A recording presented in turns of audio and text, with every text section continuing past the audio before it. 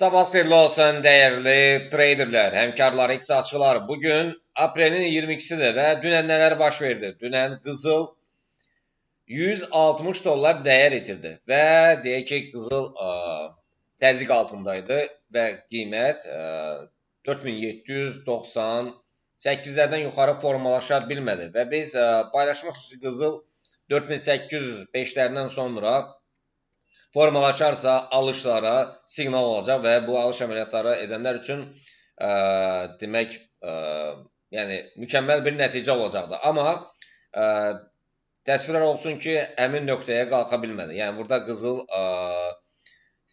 yazmışdıq, burada qızılı seyr edənlər gəlirlər, çıxdılar, yəni bunu bildik. Deməli,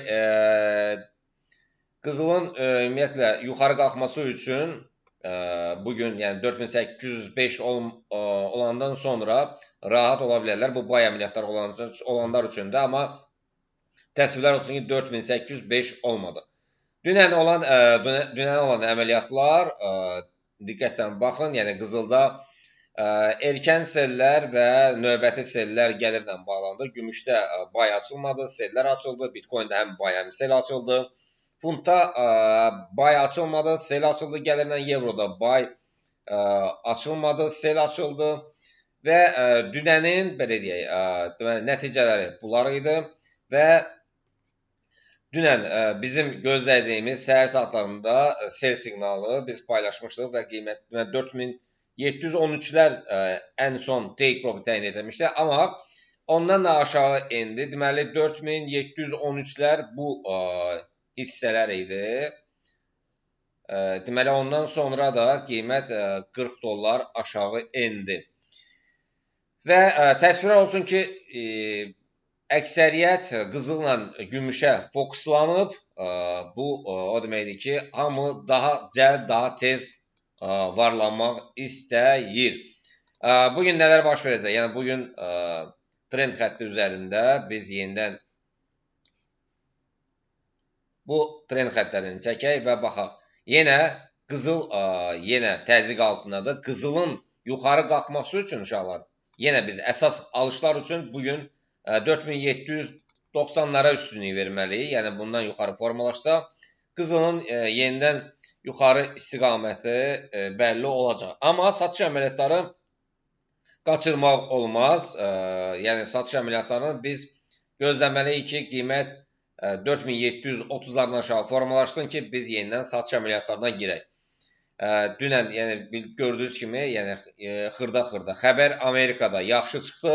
Yəni buna hamı bilir, hamı gördü və növbəti xəbərlər də ona dəstək olaraq qızılı sürətlə aşağı doğru istiqamətinə salmağına yəni səbəb oldu.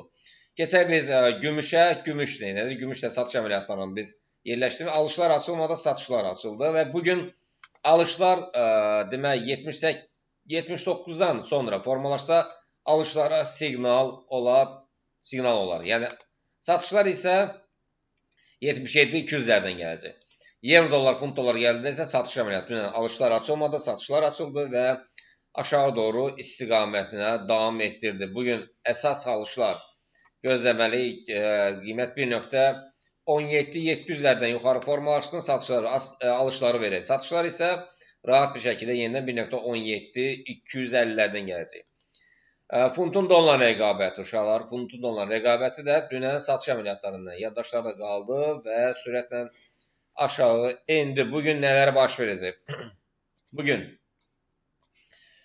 yenidən biz diqqət eləməliyik, nələrə diqqət eləməliyik? Deməli 1.35 300-lərdən yuxarı formalaşmalıdır ki, biz rahat bir şəkildə alış əməliyyatlarını verək.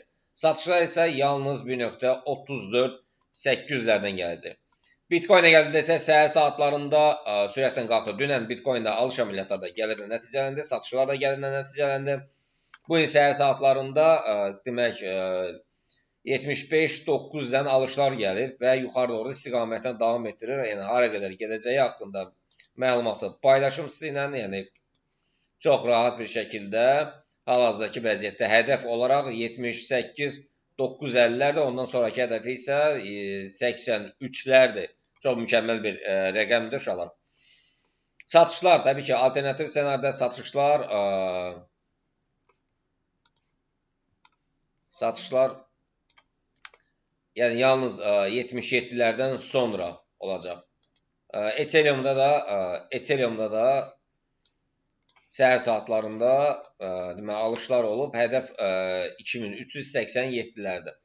Keçək əsas məsələyə uşaqlar, neftə keçək. Neft nə etdi dünən? Neft dünən demək biz neft haqqında məlumatı paylaşmışdıq YouTube-da və burada da paylaşmışdıq və bu nöqtələri nəzər çatdırmışıq. 97'ləri qiymət həmin nöqtəni qırdı, 101'lərə qədər qalxdı. Yəni bu neftin yenə bildiyiniz kimi, yəni Hörmüz boğazıdır, bu Trump'dır. Yəni bu gelişmələrdir. Bu artıq müharibə yox, siyasi, iqtisadi yəni deyək ki, bu məsələlərə aiddir. Yəni gündə bir xəbər çıxır, bəyanat çıxır və yəni bildiyiniz kimi bu hərəkət də dünənki hərəkət də məhz Amerika bazarı açılandan sonra hərəkət oldu. Və yerli saatla, saat deyək ki, saat 19:07-dən sonra hərəkət oldu. Yəni bildiyiniz kimi Amerika sessiyası açıldı. Yenidən yeni bəyanatlar, yeni hədə-qorxular, yeni planlar və qızıl sürətdən düşdü, neft qalxdı. Bugün neftə nə olacaq? Neft, yəni yenidən sual verirlər ki, bugün neft nə olacaq? Biz söhbətdən yayınmayaq. Yəni neft 99-80'lərdən yenidən alışlar olacaq. Satışlar ciddi satışlar, demək 95-60'lardan gedir. Bu söhbət future spotlardan gedir uşaqlar. Yenidən yəni biz qızıla fokuslanaq. Qızıl bugün qalxacaqmı, qalxmayacaqmı sualına gəldidə isə təbii ki, ümumi olaraq qızılın sürətlə yuxarı qalxması, yəni ilin sonuna qədər və gələn ilə qədər deməli 6000-i keçib 8000-ə qədər, yəni yüksəlməsi, gələcəkdə isə 10.000-ə qədər yüksəlməsi gözlənir, planlaşdırılır. Belə yenə qızıldan biz danışırıq. Qızıl üçün alış əməliyyatlarımızı biz qısa alışlar bugün çalışarıq, qısa alışları həyata keçirək. Çünki yəni yenidən sellər gələ bilər. Hal-hazırdakı vəziyyətdə biz demək qızıla alış əməliyyatları biz baxa görə verə bilərikmi, yoxsa verə bilmərikmi sonuna gəldidə isə burada baxaq. Yəni biz ən kiçik lotlarla gedirik. 5 lotla girmişdik. Ən kiçik lotlarla qiymətləri açaq və take profit'ə ən qısa deyək ki, neçə dollarlıq demək 10 dollara bir qalxış. Amma yəni bildiyiniz kimi hər zaman alternativ ssenaridə biz deməli 10 dollar aşağıda 4750'lərdən mütləq sell stopları yerləşdirməli ki, əgər qiymət aşağı gedərsə dərhal satış əməliyyatları ilə icra olunsun. Bu mütləqdir uşaqlar. Yəni bu azca yaxındır. Bunu biraz yəni qiymətin hərəkətinə baxaraq bunu təyin etmək lazımdır. Yəni bu 3 qat olsa daha yaxşı olar. Formalaşandan sonra aralarında 10 dollar fərq varsa, yəni 7-8 dollar enəndən sonra hər ikisini biz bağlayırıq. Yəni gəlirdən bazardan çıxırıq. Belə əzərim, inşallah görüşmək ümidi ilə hələlik sağ olun. Yəni xəbərləri yenə izləyin.